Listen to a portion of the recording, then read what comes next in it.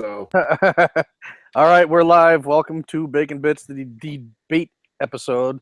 Daddy Warpig is here, and we are waiting for. no, I'm not. Yeah, we're waiting for Professor. I don't know. I don't know. He's at a political event. That's all he said. I don't know what he means. I'm not here, and you can't prove I'm here. And I think it's in the best interests of the American people if we all just admit that I am not here. I I admit that you were not here. Oh, is this not that kind of debate? Was that not the kind of debate you were looking for? Not that kind of debate. Debate discussion. Not an actual Okay. debate discussion. Also, before we get on with that, I wanted to. I just wanted to update from last week because I know we all talked about Charlotte and the Keith Scott shooting, but what we didn't know at the time, just as an update, I'm sure that everyone by now probably knows this, but as opposed to the narrative, which was he was just a big teddy bear, nicest guy on the planet, and was reading a book and petting a kitten, and But are you saying that people were saying he didn't do anything? yeah, he didn't do anything. Enunciate that properly, otherwise it's racist. Okay. He didn't do anything. Okay. I don't want to be racist. I just want to check to make sure I had the official story correct. Right, that was the official story. That's why they burned down half a city.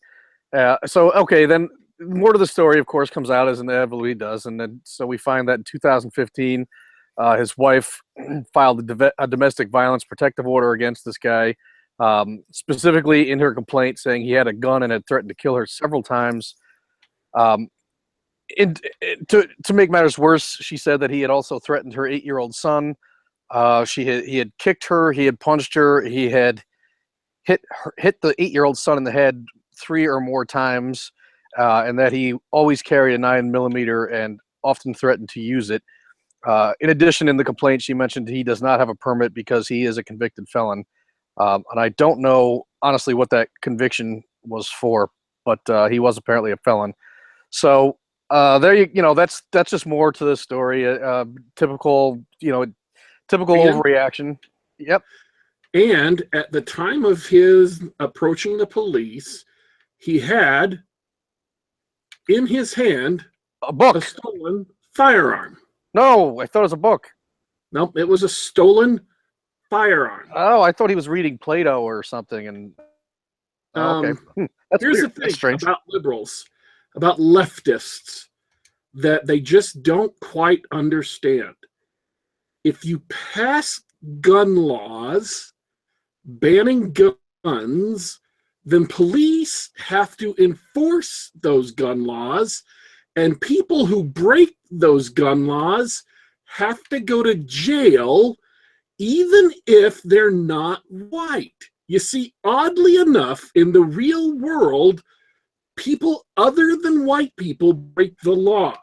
Sometimes people who aren't white, now follow me on this because it gets a little complicated for any of the leftists in the audience. I'm going to try and break this down. Sometimes in the real world, people who are not white actually do, really honestly, I swear, you can look this up.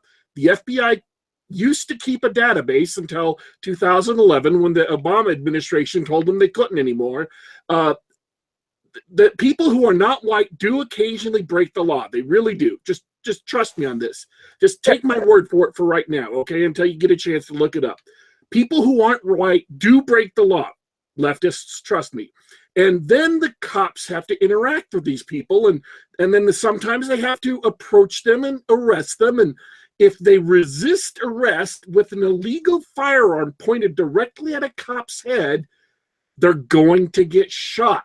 Just take that as a pro tip for life, okay? That's one of those little hints of life.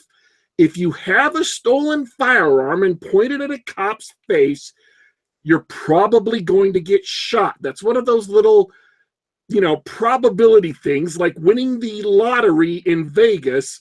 You can't win the lottery in Vegas if you don't put $1 down. It increases your chance of winning the lottery if you put $1 down. Pointing a gun at a cop increases your chance of getting shot, okay? It affects the probabilities. And honestly, it affects the probabilities of getting shot more than putting $1 down on the lottery. Just, again, take my word for it for right now. You can check the facts later. bigger chance of getting shot if you point a gun at a cop. Just believe me on this one. I will take your word for it. I will take your word for it. I'm not going to experiment with that one. I believe you're probably right. In addition, by the way, in Charlotte, I've just been told that there's a city council meeting and the NAACP plans to present a list of demands. Among them would be the resignation of the police chief and the mayor. So I don't know what other demands there might be, but apparently the fact that this guy was an armed felon with a criminal violent history still hasn't stopped the FAW outrage. I don't really understand it. I mean, I can't understand what the now that the video's out, now that his history's out, I don't know why they're continuing on trying to martyr this guy. I mean, they make themselves look more foolish. I think. I understand it. I understand it perfectly because it's two reasons. First off, most of the protesters were not actually from Charlotte. They were bussed in from out of town.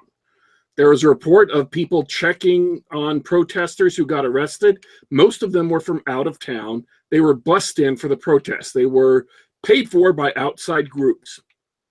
Mm-hmm.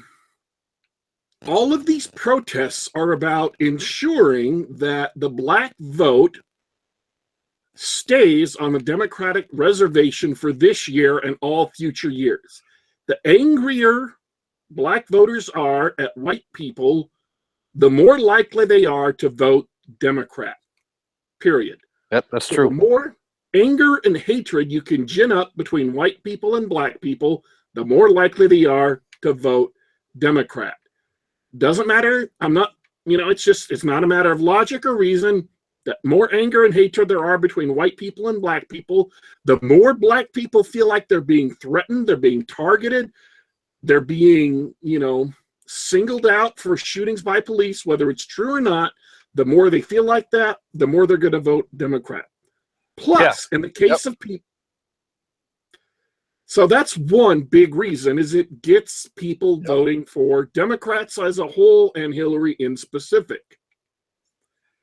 Plus, people like, and it used to be Al Sharpton, but it's also the NAACP and Jesse Jackson and whatever other corrupt leader has crawled out to present himself, like DeRay McKesson, if I'm pronouncing his name wrong. I'm not apologizing. I don't feel the slightest little bit of guilt. I think it's pronounced race baiting asshat. These people's livelihoods, their prominence, Sean King, their prominence, their power, Rachel Dolezal, their prominence, their power, and their money. Always their money comes from anger, bitterness, resentment, and rage between black people and white people. The more black people fear and hate white people, and the more white people fear and hate black people, the more they benefit. That's where they get their prominence. That's where they get their power. That's where they get their money. And so they want these protests stoked up because they personally benefit. And let's not underestimate the power and influence over people's hearts of 30 years of genuine resentment and hatred and rage, which has a very powerful effect to twist your heart. They may genuinely believe that it doesn't matter, that this is absolutely evil and wrong, even if the cops are completely justified, because 20 or 30 or 40 or 50 years, depending on how old the person is, of bitterness, anger, hatred, and rage have twisted their hearts against the system, against whoever, even though this is a Democratic-run city and has been a Democratic-run city since 1950 something. I think I saw the chart earlier today. Even though the police chief is black, the policeman was black, the criminal was black, and during the protests, a black man got shot and killed by another black man. It's all the fault of white people. Never mind all of those facts, 30 years of hatred, 30 years of anger, 30 years of resentment, or 40 or 50 or 20, whatever. That tells you that, that's just going to make you angry, because that's what hate does to your heart. It twists you. It distorts it. It ruins you. So if you can at all avoid it, my recommendation is to do so. I would agree with you. And today, by the way, we have another one, another shooting. Alfred, I don't have any idea if I'm saying it right, but I'm going to guess it's Olango or Olango. I'm not sure. Olango. And I'm just scanning through the headlines, and we have They tried to tase him. Yeah, yep.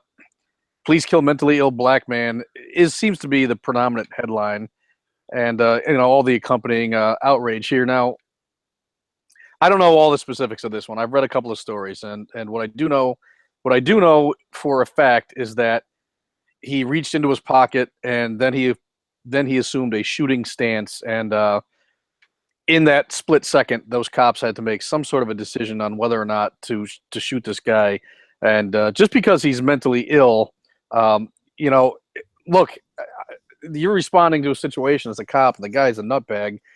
And even if you know that he's a nutbag, if he reaches into his pocket, points something at you, and assumes a stance, you have to defend yourself. You don't have any choice. It just comes down to a simple tragedy. It's not a race thing. It's not they shot him because he was nuts, or they don't deal with mental illness properly. It's just a matter of they were in that moment trying to preserve their own lives. And I'm not really sure how much farther this one's going to go, because it looks like it's already being shot down. And I don't know. There's so many videos and pictures of what happened here. I mean, the guy's clearly, it's a black cop and a black. It's clear that he's posing a threat. And of course, just because he's mentally ill, the way all the papers are describing him, doesn't mean he's not a danger. Everyone knows that there's a good chance that he might try something a little bit, nuts. So I don't know why there's even any outrage at this one. But of course, every shooting now is going to be scrutinized, and everyone's going to be have some kind of racial component to it, and this one's going to have racial / mental health issues. And then there's the usual left-wing nut jobs who reach back 20 years ago. There was a white guy who was crazy, and they had a de-escalation team, and they managed to take him alive. And every situation's different, but they're going to insist on comparing this to all the ones that ended happily instead of tragically. But I mean, there is a big problem here, though. Big problem is the media is they always trumpet up these situations where a black person gets shot and don't ever talk about when other people get shot. If it's a Korean, Japanese, Indian, Sikh, white person, that's never an issue. It's always if it's a black person. Well, no, apparently there was, I think there were 6 other police shootings on the day of the Kenneth Scott shooting, and they just happened to be white. So there was no hashtag for those guys. I'm pretty sure that occasionally, once in a while, police do shoot Hispanic suspects. They do shoot Caucasian suspects. They do shoot Asian suspects. They do shoot people from the Indian subcontinent. They do shoot, people who are not American who are visiting this country. I'm sure that they must occasionally shoot people who are not actually of African descent. And yet, that's all the media trumpets. That's all we hear about. So that's a big problem. The other big problem, and this bothers me, this deeply bothers me, and we talked about this last time, I think it was St. Louis, the St. Louis case, is cops who genuinely do bad shoots always seem to get off. They never seem to get punishment. Or cops who, look, I don't want to blame this. I know cops do a terrible, bad thing, but I think cops have gotten, at some point in this country, kind of penis envy of Iraq war veterans. Okay. I mean, Iraq war veterans got and it's a male thing. Men love toys. They do. Men love toys. They love being badass. They love dressing up in badass stuff. That's why paintball and airsoft and all those things are so popular, because men love dressing up in tactical gear and going out and do tactical things. But I think that we have, by selling all this used tactical gear to police departments across the country, kind of given cops the idea that tactical deployments into people's houses are a good thing. And generally speaking, they're not. And so many people get their houses broken into, and the very first thing that happens is they shoot the dog. And the next thing that happens is the situation is escalated out of control and innocent people get shot. And I know that libertarians tend to blow these out of proportion because of the whole drug thing. At the same time, cops broke into a house for no good reason and on a tactical deployment tossed a flashbang grenade literally into the crib of an infant and blew a hole in its chest. And the infant survived, gravely disfigured, and nobody gets charged with nothing. Nobody gets charged with anything. We have prosecutors who have immunity for hiding evidence. We have judges who have immunity for doing the most bizarre stuff. Authority in this country really does have too much immunity when it comes to doing malfeasance, when it comes to committing malfeasance, and that does contribute to stuff like this. When cops really do bad stuff, they need to be held to account stringently. Otherwise, people are going to just be angry all the time. It would go a long way to diffusing suspicion of police and courts and prosecutors if people knew and believed that when cops did bad things, they were held to account for it, instead of, as in St. Louis, they took a gun and tried to plant it on the guy. Yeah, I know. Yeah, that's a bad one. I agree with all of that. I think my issue is with the attempt to paint this as, my issue is the Kaepernick issue. This attempt to paint this as it's open season on black men, and black men get it disproportionately. I've got a couple. I'm going to run a few numbers by you, all right? Because we like to prepare on the Bacon Bits show. We're always prepared. So let me run a few things by you, and I'll get your take on that, okay? Because I was looking some of this stuff up earlier, and I found some interesting studies. For example, I found a Washington State study. They've conducted this study 3 times over a period of more than a decade, 3 different times. And this study is one in which they recreate scenarios that you would see on the street. Officers run through them. They carry actual guns. The scenarios branch into conflict, cooperation, or any other thing. And they're dependent on the officer's words and deeds. Okay, it's a simulation. It's a simulation, and so they've run it 3 times. And what they have found in all 3 over a period of a decade, all 3 times, officers took more than 3.3 seconds longer to fire their weapons if the subject was black than if he was white. That held in their last study in 2006. It was the same. It was a 3.3 second delay. Longer. Black people got longer before they fired their gun. Another study in 2004. That's by the way, just for a quick comparison, 3.3 seconds is about a third of the time of your typical 100-meter dash. So that's enough time to run 30 meters at a cop. You could literally draw your knife, run 30 meters at a cop, and stab him before he shot you. There's an actual rule of that I wish I could remember the name of right now. I know what you're talking about. I can't remember it either. But 30 meters, or about over 90 feet, almost 100 feet. And 3.3 seconds is long enough to get you killed if someone is willing to kill you either with a knife or just draw a pistol and shoot you. So I'm not saying that's good or bad, but it's definitely interesting. That's enough time to. I've been doing research on timing, on response. Yeah. And when cops are on a range, training on a range, they have their gun out. If someone is standing behind them and yells at them to shoot, it takes about, if I remember correctly, it might be 2.5 seconds for them to raise their gun up. They've already got it drawn, so it's not in the holster. They've got it drawn to raise their gun up and shoot. They already know there's a target. They already know someone's going to tell them to shoot, but it takes them about 2.5 seconds to raise it and sight in on a target and shoot. And so 3.5 seconds is more than enough time for a suspect to decide to lift a gun and shoot a cop. Absolutely. It's 3.3 seconds is a lifetime. It's a long. It's literally a death sentence if the guy is armed. In And he's decided to 2004, kill you. and he's decided to kill you. In 2004, psychologist David Klingler, the University of Minnesota or University of Missouri, conducted a survey, a psychological survey of hundreds of officers, and boiled it all down. The whole study's pretty boring, but the topic sentence is where it's at. He found, quote, evidence of increased wariness about using deadly force against black suspects for fear of how it would be perceived publicly and the associated consequences. So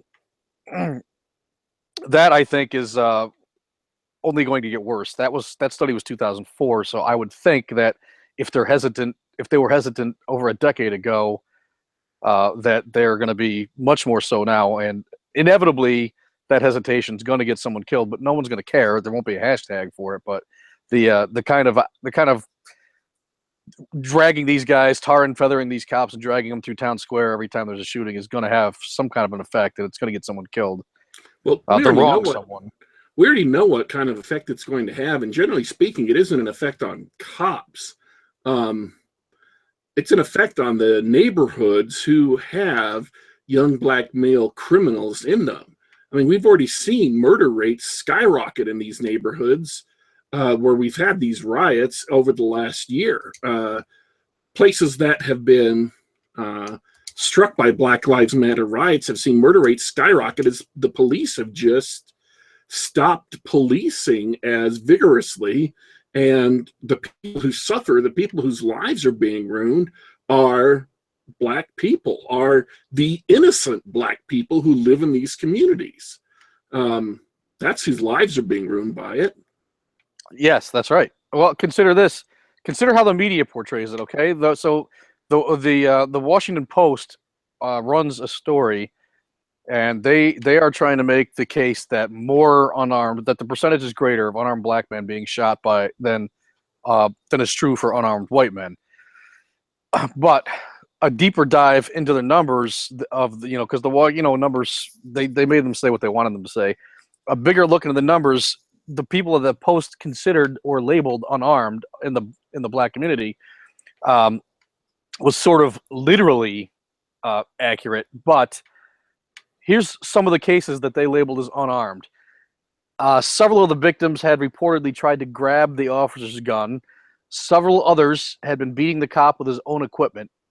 Several were shot from accidental discharge that was triggered when they were wrestling with the officer. And at least 2 individuals were struck by stray bullets aimed at someone else during the course of a justified police shooting.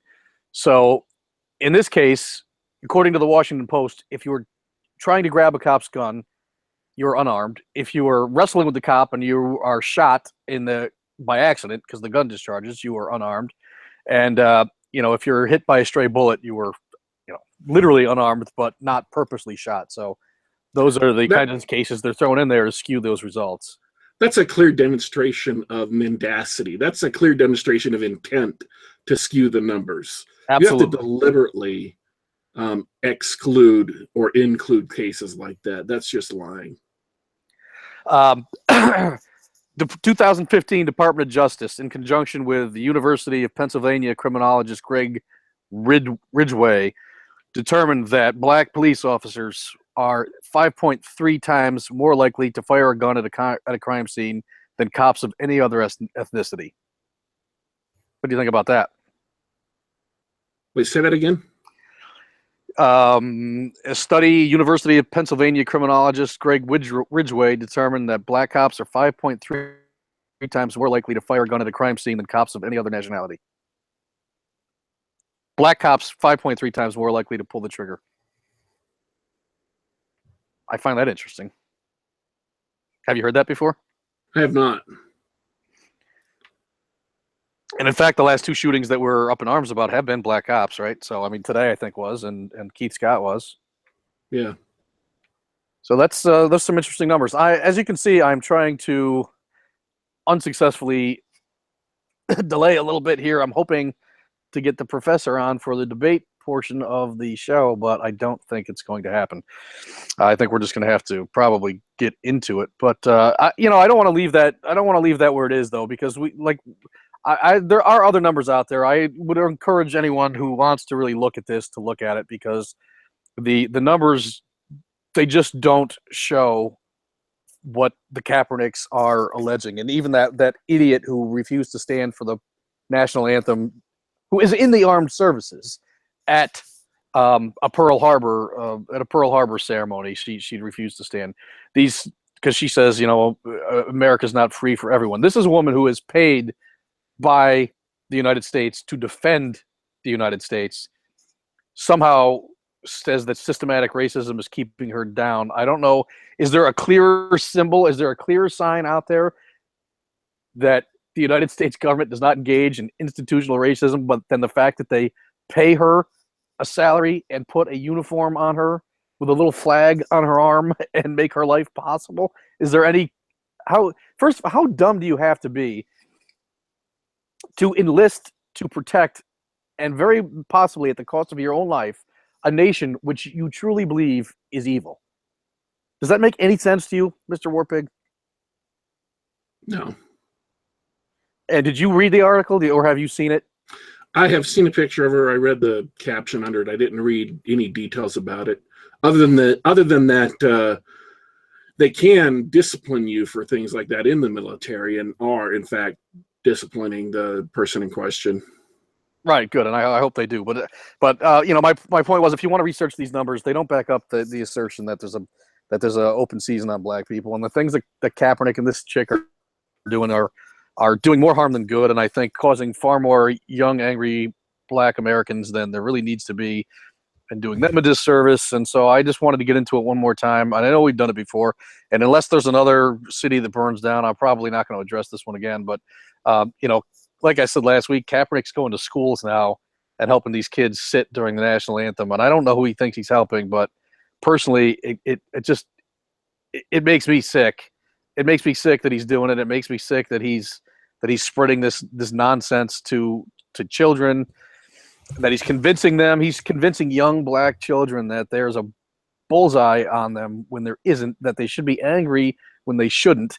And I don't know how he thinks this is going to serve them later in life. And I just want to go ahead and mention Clinton Dix is a player for the Steelers. He recently enrolled in a criminal justice degree program. And he says that he wants, because he understands there's a divide between law enforcement and the black community. And he says, but cops have to go home at the end of the day. They have a family and they have a right to go home too. Growing up where I'm from, some people are afraid of cops. They don't really like cops. And what a lot of people don't realize is that they're not really bad guys. They're on our side. They're trying to help. And sometimes we just have to understand that they're human beings. I went into criminal justice because I want to learn more about the law, about what's going on in the world. And I want to be a mentor to the kids where I'm from and help them understand that the law isn't against you. It's actually for you. So I guess that's the anti-Colin Kaepernick, right? So here's a guy, Clinton Dix, who in the NFL, who's decided to use his sort of bully pulpit to go back to school, get a criminal justice degree, try to fix what he thinks is broken from the inside out, and in other words, affect some actual change, and mentor young black children to help them understand that the law isn't against you. It's there to work for you, and you just have to be able to empathize a little bit with the job that police officers do. So compare and contrast what he's doing to this petulant, spoiled shitbag that's just going to sit on the sidelines during the national anthem. Who do you think is going to have a greater impact? Maybe not get the headlines that Kaepernick's going to continue to get, but who's going to have a greater impact on people's lives and on young black children's lives? Clinton Dix or Colin Kaepernick? Who do I think is going to have a better impact? Yes. The gentleman who's trying to teach people to make something of their lives versus the guy who's trying to teach people to become wrapped up in self-pity and resentment and bitterness. Yes, and I don't know who named this guy Clinton Dix, or who names the kid or where that even came from, but he seems like a good guy, so I'll let him have it. So that wraps up our what is that, our fourth in a row discussion of police brutality, I guess, because it's just staying in the headlines. So I guess we just keep. Well, here's the thing. There were always cases like this. It's not that these cases have become more frequently recently. It's that the media is deliberately highlighting them recently because the media has become the Clinton election campaign. I mean, they have basically signed on to try and help Clinton get elected. And in their judgment, highlighting these stories helps Clinton get elected. Yeah, I think social media has a lot to do with it too, because I honestly believe that a shooting like even the one today where the guy's off his nut and the police show up and they shoot him. I think 20 years ago that story might be a big deal locally to wherever it happened, but the chances that it catches on like wildfire and spreads across the entire country, I think, are slim. And it's just a much bigger flame that gets fanned today than there was before social media. And so it's times like this where, but it's the news that drove it to social media. Yeah, social media amplified it, but it's the news media that drove it to social media. Yeah, 100%, absolutely, absolutely, and that coupled with the fact that so many people don't trust the media at all anymore, and they look to social media for the news, which in a way I think is even better than them turning to like John Oliver or something like that to get their news. I think, at least in social media, they can do their independent research and find out if what they're being told is true or not. But to a large extent, social media does a lot of good. I think it shines lights on a lot of things that need light shined on. But in some cases, I think it is a detriment. I think sometimes, but you take the good with the bad. I guess you're probably thinking people who were going to analyze social media probably always knew there was a chance that it would be, sometimes an issue, or sometimes a problem. So, all right, we're going to skip right ahead now. Go straight to the debate portion of the show because I cannot wait for Professor any longer. It's already 8:30. So let's just roll into it. First of all, in trying to determine the winner of the debate, all right, I don't know about Warpig, but my feelings on it they're subjective. But if I'm trying to determine a winner, I usually come down to two things. Did the person say or do something that was likely to make people who were voting for his opponent change their minds and vote for him? And did the person say or do something during the debate that was going to sway undecideds to vote in their favor? In this particular case, using that criteria, I considered the debate a draw. I don't think either one of them swayed anyone from one side to the other, and I don't think any of them swayed undecideds. And I think there's probably still a lot of people doing the old South Park, turd sandwich thing the next day. I don't think Trump won that debate. I don't think Hillary won that debate. I know I've seen the polls. I've seen all the polls. I know SurveyMonkey has one out, but if you look at the polling data in the SurveyMonkey one, you'll see it's also skewed 10% Democrat. I think the CNN overnight poll was heavily Democratic. I think it was 40% skewed. So that one was dismissed almost out of hand. And a lot of the online polls I just don't trust. But if you put all of that data together and take an objective look at all of the polls, the ones that say Trump won, the ones that say Hillary won, I still believe that it was probably a draw. I think Trump left a lot of points on the field, though. I think there were shots he didn't take. He's done enough debates now that's not really excusable, but there was some points, and I do believe also that there was one point in the night, one particular question where Lester Holt proved himself to be in the tank for Hillary, and I'll get to that in a minute. But before I do, I'll ask you, Warpig, how did you consider it? I used to do debate in high school, and shock! I'm so shocked. I know, right? If I was going to score this debate the way I would a cross-examination matchup, Hillary Clinton was the clear winner. She destroyed Donald Trump coming and going. But here's the thing. This is not a debating match. And that's not where people won or lost this debate. And I think everybody misses the boat on this election as far as analyzing the debate and analyzing what the election will come down to for the next, 45 days, 43 days, 44 days, whatever it is. What this election is going to come down to, the very last remnants of the people who vote The very last fraction of the people who vote are the people who decide who wins or loses. These are the people who deliberately do not pay attention to elections or politics up until the very last minute, the very last month or so of an election. Then they go, they look at who the candidates are, and they vote for who they like. Who do I like? And that's who they vote for, and these are the people who pick the president. Yes. Now, and it's also visual. I mean, there's a lot of visual stuff in play here that's more emotional than factual. yes, who is going to win this election is who people like the more. Now, that is not who has been winning it up until so far. And all the things that Trump has been behind on that he's made up are very, very necessary.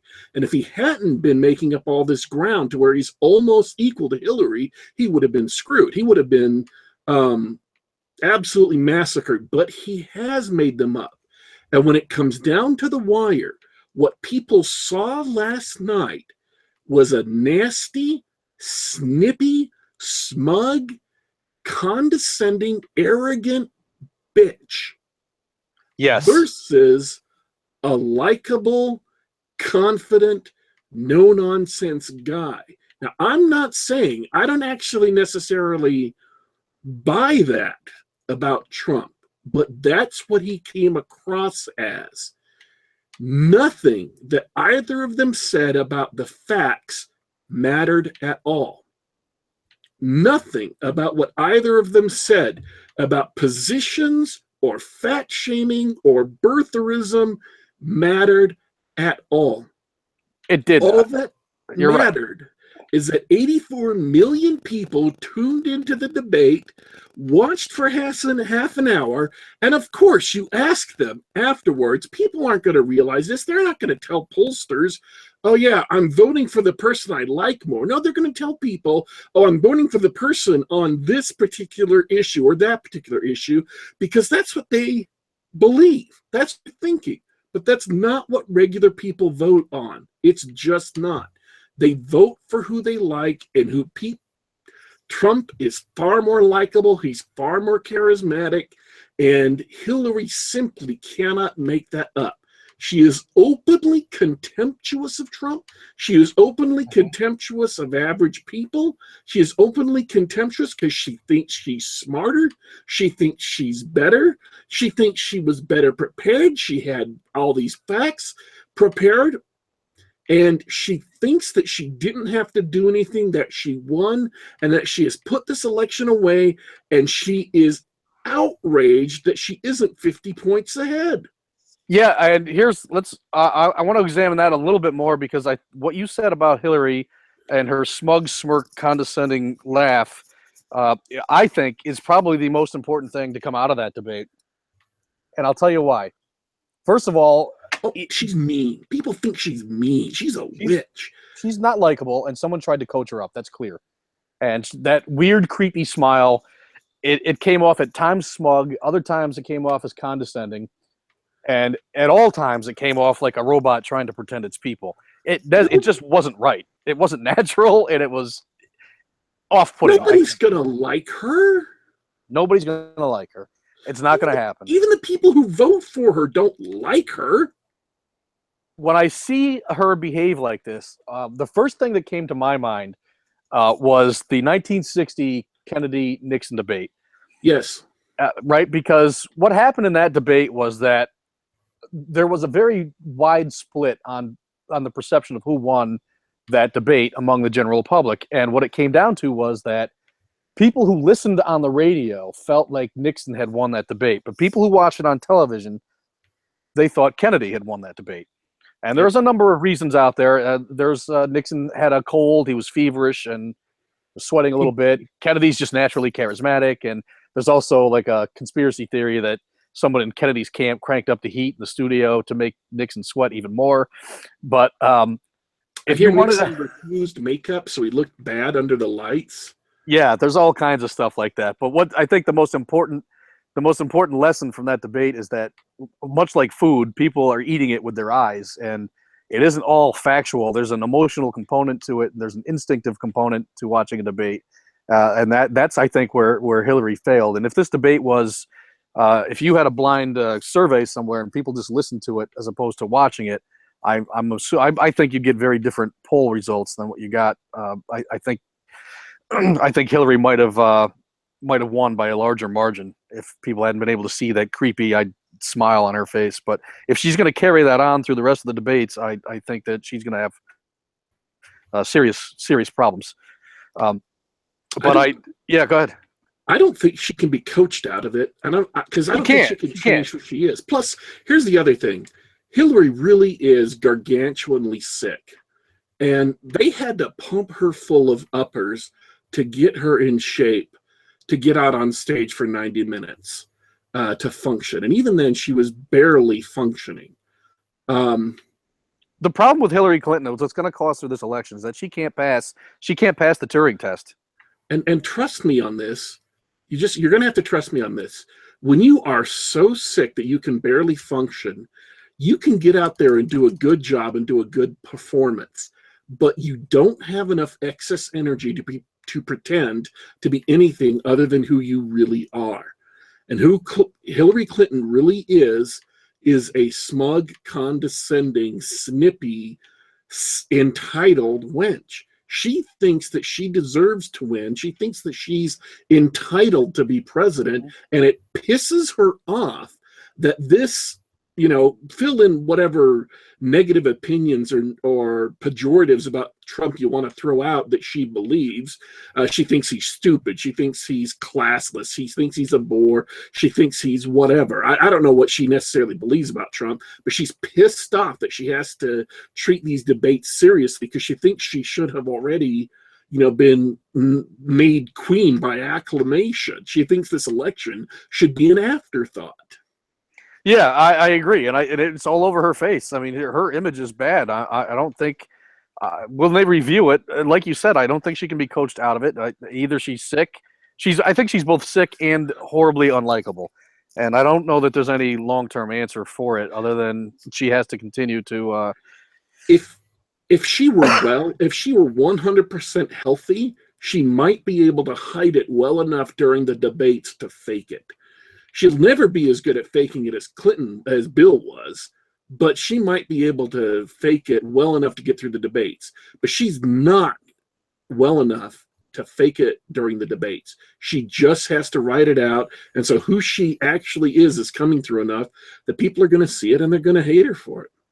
Yeah. Even if they don't consciously say that. And so I've seen all these articles by smart people like S.E. Cupp and Jonah Goldberg and all these other pundits, and they're all talking about how Trump got destroyed last night. And I'm like, I don't think you guys really, none of you get what happened.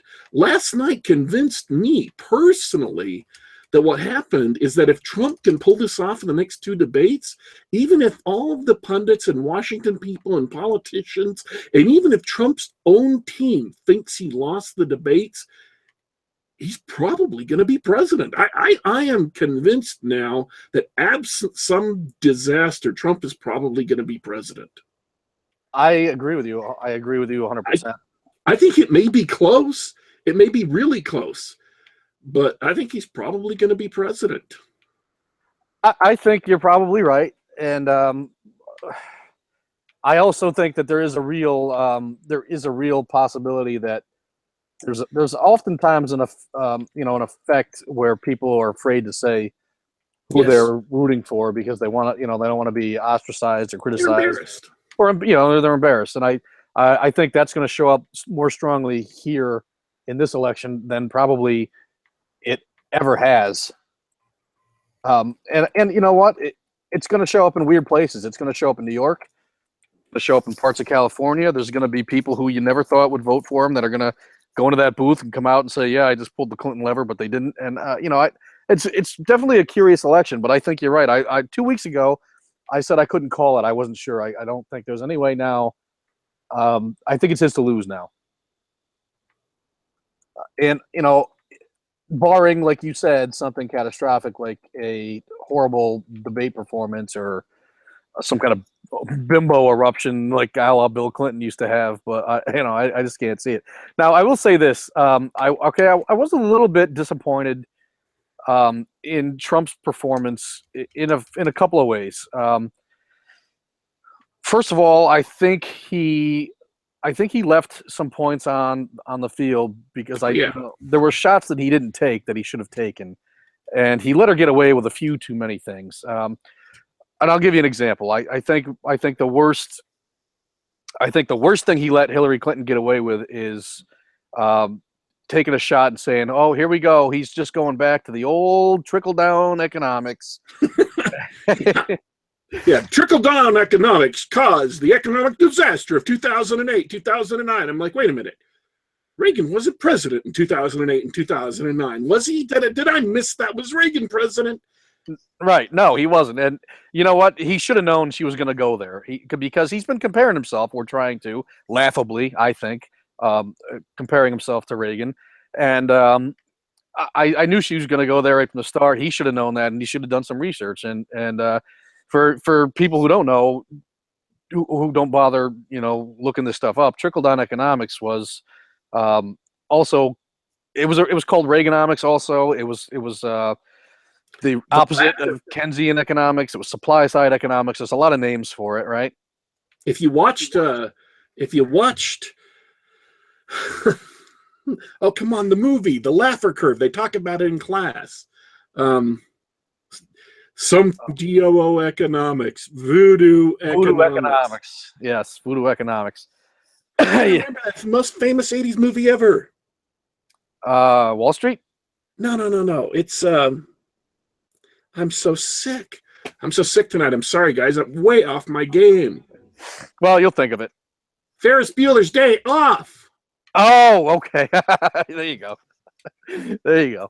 So, all right. So he lets her get away with saying this. Okay. So she says we're going to go back to the trickle-down economics. And I think his easy answer here is, okay, look, here's what happened the last time.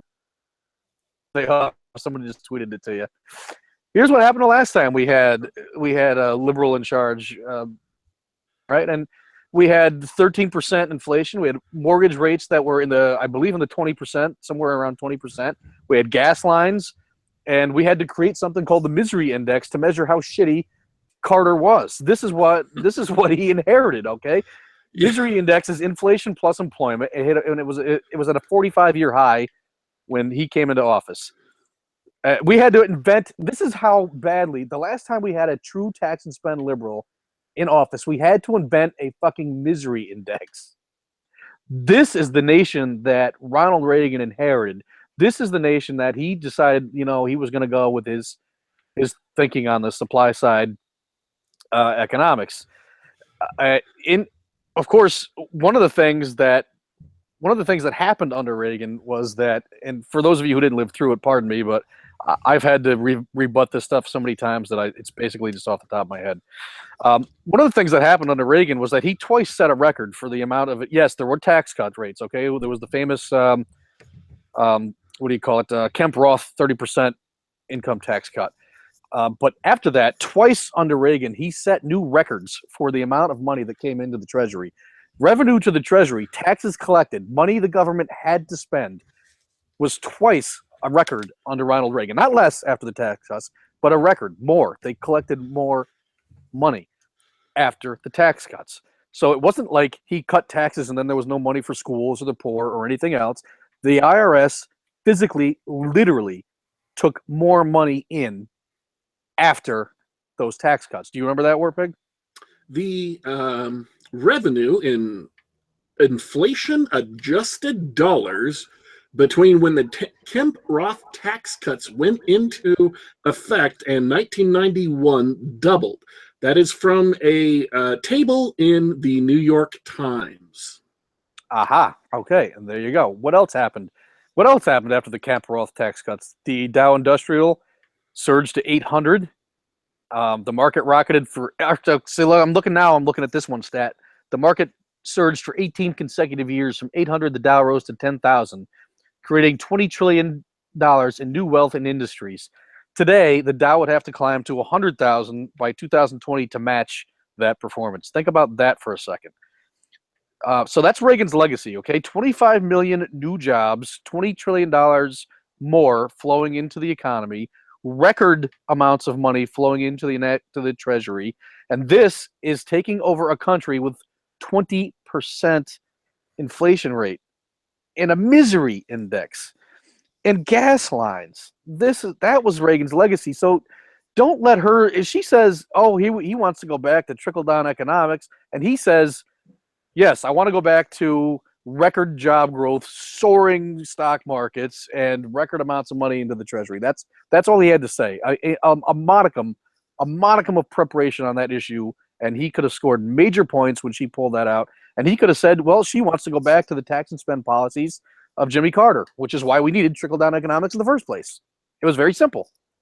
I mean, right? Am I wrong, or was that did he miss a serious counterpunch there? Well, yeah, and it was absolutely ridiculous. He missed a simple counterpunch, too, because he said, we need businesses to make jobs. And she said, oh, ho, ho, ho, that's trickle-down economics. And all he had to say was, are you claiming that businesses don't create jobs?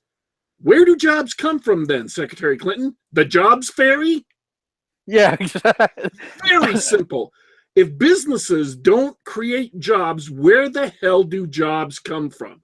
It's a simple question that utterly eviscerates her.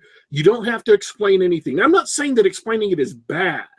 I'm just saying it's one simple question that utterly eviscerates her moronic, stupid laugh line. Oh, ho, ho, ho. Businesses creating jobs? What kind of nonsense am I even hearing right now?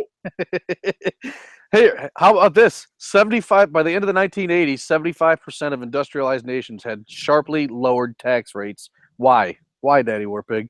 Because they couldn't compete with the U.S. anymore. Not with those tax rates. So not only did Reagan's trickle-down economics have major beneficial effects on the United States, they had worldwide, they had global benefit. People all over the world benefited from Reagan's economic policies. So I think he missed a major score there. And if he wants to be Ronald Reagan, he's going to have to do a little reading on Reagan's legacy so that when she pisses on it, he can counterpunch that. I think that was a seriously badly missed opportunity. He should always, instead of getting bogged down in defending his own record, which, let's face it, a lot of the blows Hillary Clinton was landing were fair. I mean, he's really done some stupid stuff. He's done some bad stuff. A lot of the blows she was landing were fair. Instead of getting bogged down in defending it, he should just always, always, always flip it around and turn it back on her. Always have some kind of counterattack available, because the media is never going to be fair. They'll never give him a chance to talk about Benghazi. They'll never give him a chance to talk about the Clinton Foundation. They'll never give him a chance to talk about emails. He should turn every single answer to every single question into a comment on her fitness, on her record of 30 years in public office. Well, I want to fight ISIS. Well, you've been in office for 30 years. How have you been fighting terrorism for 30 years? Well, I think we need to change. Well, you've been in office for 30 years. Why haven't you been fighting for change for the 30 years? Where have you been? Well, I want to always, always, always turn it back on her. He should have been prepped on that from the beginning, and he wasn't. Yeah, he really wasn't. He really, because he's too arrogant. He's got that ego where he has to always talk about himself, even when he misses a chance to take her down a peg. Of which there were several chances, because let's face it, if the Democrats hadn't run someone as crooked as the day is long against Donald Trump, they would have had this in the bag months ago. But again, I don't think it really matters. I think that Donald Trump is pushing on towards a victory solely because Hillary Clinton is now coming to the fore publicly as who she is. She can't hide that, and people are going to see that and just not like her. They're just going to hate her, and that's going to hurt her more than anybody else realizes. She thinks she's won. The media is telling her she's won. Republicans are telling her she's won.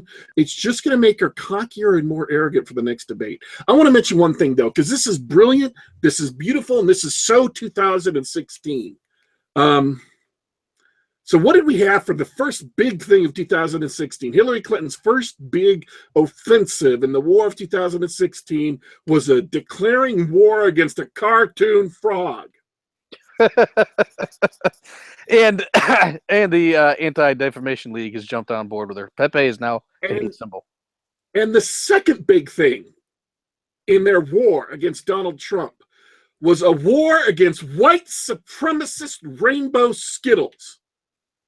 Brilliant attack, bold attack, and so very 2016. So this is what happens last night. They declare war against Donald Trump, and the next big thing that is burning up the internets today, she attacks Donald Trump for fat shaming a Miss Universe contestant, and of course, because this is 2016. And 2016, I am firmly convinced. You know how people imagine years as kind of like it comes in like a baby and goes out like an old man? Like they anthropomorphize years? Okay, so I figure, some years are just big. They just get to be born big. Like 1945 got to be a badass because he got to be the year where they defeated fascism. They blew up the Nazis. They dropped 2 atomic bombs. He gets the swagger around. He's got the big swinging dick. Some years just got to be awesome because they just got to be awesome. And some years are like 1974. They're meaningless. Nobody gives a shit about 1974, okay? Nothing important happened in 1974, all right? If it's your birthday, I'm sorry, nobody cares about 1974. So I figure, I swear, that 2016 was just one of those little bastard years that knew for a fact that nothing big or important was going to happen, and he was just sitting at the back of the class. He was the Spicoli of years. In the back of the class, he just did a whole bunch of frickin' crack. He did like all the meth and all the crack in the world and said, fuck it. I'm just going to do whatever I want. I am going to blow this shit out. And so, of course, it's 2016. So what 2016 does, it can't just blow up this Miss Universe really smart and say, okay, she was a beauty pageant contestant who gained 60 pounds and became really chubby. She went in, she chose to join the beauty pageant and gained 60 pounds. So he said that she needed to lose some weight because that would be normal. That would be a normal way of blowing up the attack against Donald Trump. That would be a regular year. No. He's got a 2016 up this bitch. So it turns out that this Miss Universe contestant, first off, had a boyfriend who tried to murder his brother-in-law, and she was the getaway driver in the car when he tried to do the murder. Yep. And then... Yep, I know where you're going. Threatened the judge. Threatened to murder the judge for hauling her boyfriend in.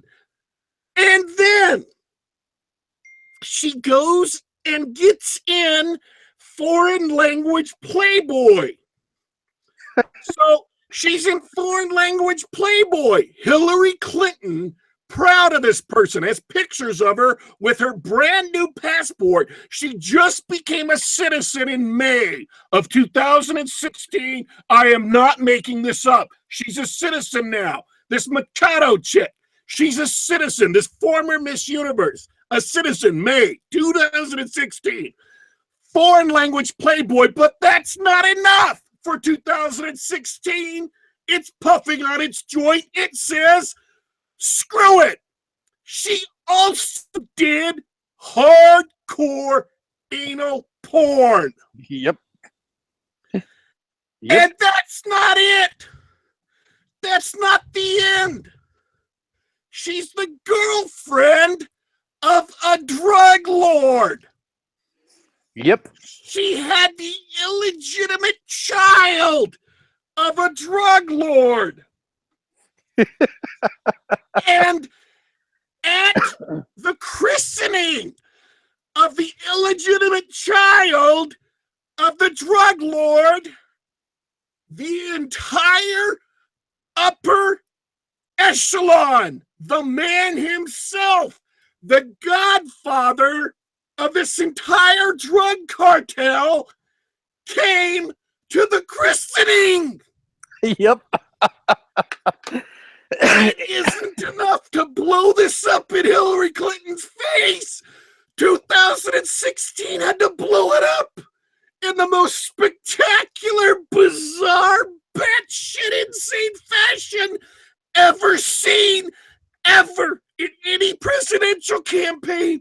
You've never heard of anything like that, and it's just one more bizarre oddity, and I'm still wondering what the hell 2016 is going to do to top it. And meanwhile, he's listening to this podcast, smoking meth, and saying to himself, just you wait, Daddy Warpig. Just you wait. See what I got in store. I'm going to blow your socks off, man. Yep. All of that and more. And so she's a Hillary supporter now. So I love this. I love that. I love that she did that. It is, can you imagine what people are going to, 20 years from now, okay, there's some communication student out there somewhere reading through a textbook, and they're saying, now we're going to study the 2016 presidential election. First chapter, Donald Trump calls Rosie O'Donnell a fat pig. Then there was the war on Pepe the Cartoon Frog. Then there was the murdering, judge-threatening, anal porn starring Miss Universe that was fat shamed. It's incredible. I've never seen anything like it, and I almost don't want it to end. It's just incredible. All right, so that was a great rant. I want to end though on one thing here.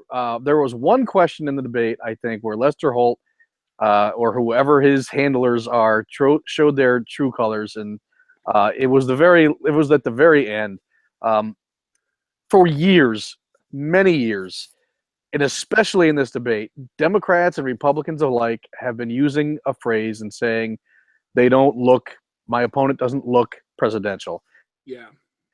She said that about Trump probably 100 times. Other people have said it about other candidates. It's been around forever. They don't look presidential. And so Trump, who, has tried to come back and say the same thing about Hillary, especially after her bizarre "why am I not up ahead 50 points" rant last week, Lester Holt flips the words around, and instead of saying you don't think Hillary looks presidential, he says you don't think Hillary has presidential looks, which may seem subtle, and I don't think anyone I was watching the debate would notice, but to me it was a clear and purposeful flip-flopping of those words to all of a sudden make it seem like it was something sexist. So in other words, this standard that they've been holding other candidates to, do they look presidential, is all of a sudden sexist if you flip the words around. What do you mean she doesn't have presidential looks?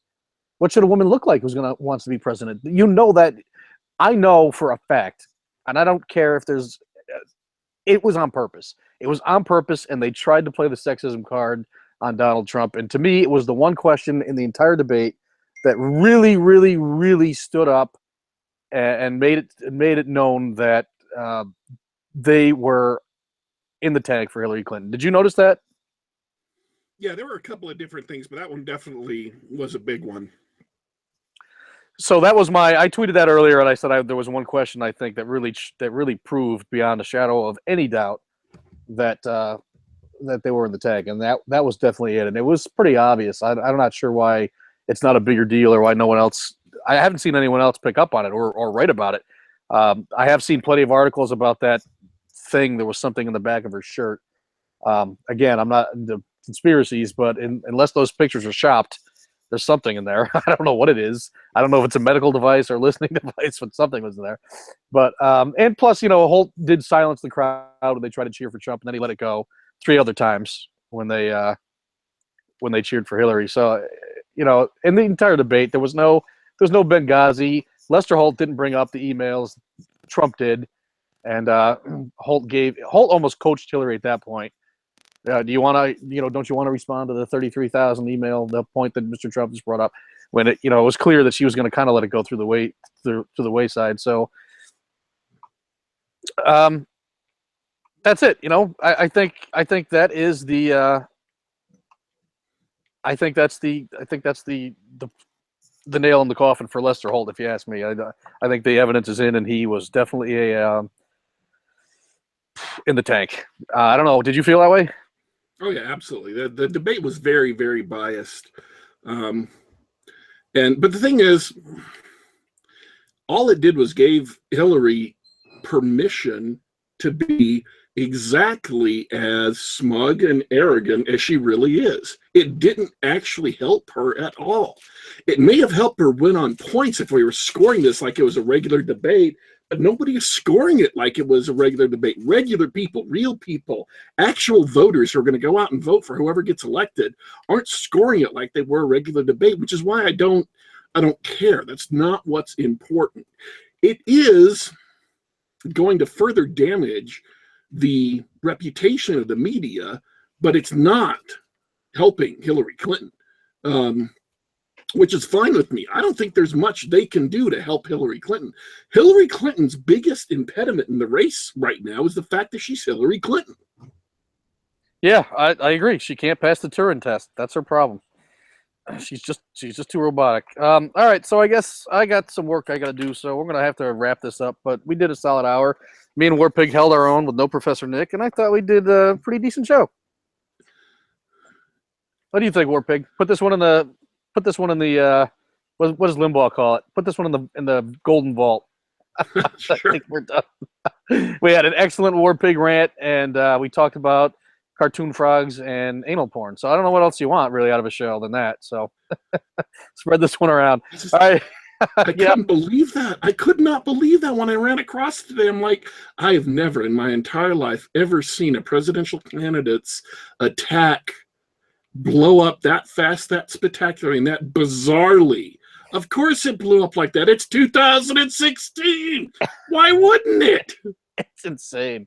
It really is insane. I hope this election never ends. I really hope it never ends. All right, guys, thank you very much for listening. As always, baconbits6000@gmail.com with questions, criticisms, or just to tell me I'm a racist dick. And you can always tune back in next Wednesday at 8 if you have any suggestions for a guest. Again, either DM me or baconbits6000@gmail.com because I do need to schedule someone coming up. I also want to issue a public apology to Ralph. I had agreed to do the Ralph Retorts show Saturday night, and I got an unexpected sort of birthday party for me happened, and I wasn't able to do the show, but he'd already teased it. I was already, he'd already tweeted it out, and the link was out, and the whole 9 yards, so I think I caused him a little heartache, but I apologize, Ralph, and maybe this Saturday, if he's still down for it, you'll catch me over on Ralph's Kill Stream.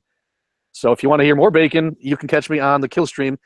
If you want to hear less bacon, you can click on the X on your browser. I will see you all next week. Thank you for stopping in.